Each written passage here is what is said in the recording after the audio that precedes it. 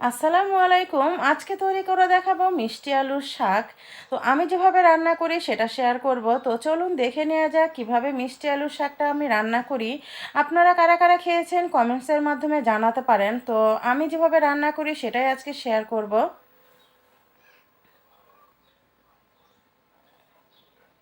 এখানে দেখতে পাচ্ছেন মিষ্টি আলুর শাক, আর এই শাকটা আমার ছাদে হয়েছে।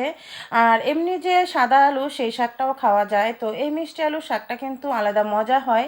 তো আমি শাকটাকে ভালো করে ধুয়ে পানি ঝরিয়ে নিয়েছি, একটা ফ্রাই প্যান দিয়ে দিলাম, আর এখানে দিয়ে দিচ্ছি স্বাদ মতো তেল। আর সয়াবিন তেলেও এখানে দিয়ে দিলাম পেঁয়াজ কুচি আর রসুন কুচি। যে কোনো শাক রান্নায় রসুন কুচিটা একটু বেশি দিবেন, তাহলে কিন্তু টেস্টটা বেড়ে যায়। এখন পেঁয়াজ আর রসুনটাকে ভালো করে বাদামি করে ভেজে নেব।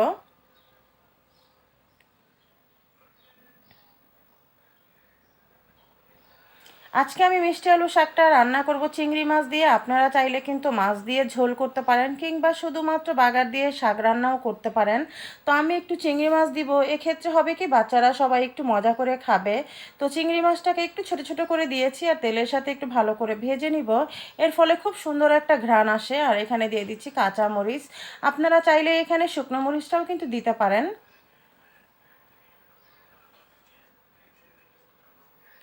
সব কিছু যখন ভালো করে ভাজা হয়ে যাবে, তখন আমি এখানে দিয়ে দিলাম স্বাদ মতো লবণ, আর দিচ্ছি একটু হলুদের গুঁড়ো। লবণটা একটু কম দিবেন, কারণ শাকটা কিন্তু কমে যাবে, তো পরে সেক্ষেত্রে দরকার হলে পরে দেওয়া যেতে পারে। তো ভালো করে একটু নেড়ে চেড়ে নিলাম। আর এরপরে দিয়ে দিচ্ছি আমি শাকটা। আর এই শাকটা কিন্তু অল্প আঁচেই কিন্তু ঢেকে রান্না করতে হবে, তাহলে কিন্তু বেশি ভালো হবে। আর সেদ্ধ হবে সুন্দর, আর খেতেও কিন্তু ভালো লাগবে।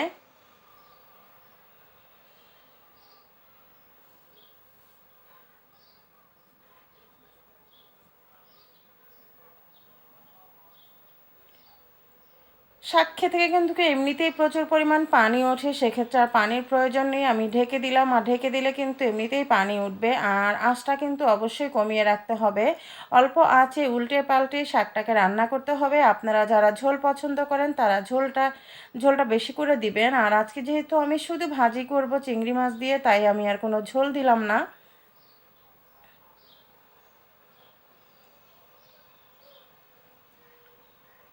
দেখতে পাচ্ছেন পানি কিন্তু শুকিয়ে গিয়েছে, আমার শাকটাও কিন্তু সেদ্ধ হয়ে গিয়েছে।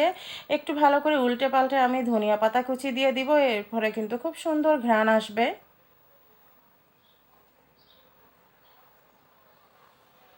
আমার কাছে মনে হয় চিংড়ি মাছটা দেওয়ার কারণেই আরও এই মিষ্টি আলু শাকের যে একটা স্বাদ, সেই স্বাদটা আরও বেড়ে গেছে। আর এখানে আমি দিয়ে দিলাম ধনিয়া পাতা কুচি। তো আমার কিন্তু রান্নাটা হয়ে গিয়েছে। আপনাদের সবার কাছে কেমন লাগলো আশা করি অবশ্যই জানাবেন কমেন্টস করে। আর ভালো লাগলে একটা লাইক দিয়ে দিবেন। আর যারা ফেসবুক পেজ থেকে দেখছেন তারা অবশ্যই ফলো করে দিবেন। আর যারা ইউটিউব থেকে দেখছেন তারা অবশ্যই সাবস্ক্রাইব করবেন। আল্লাহ হাফেজ।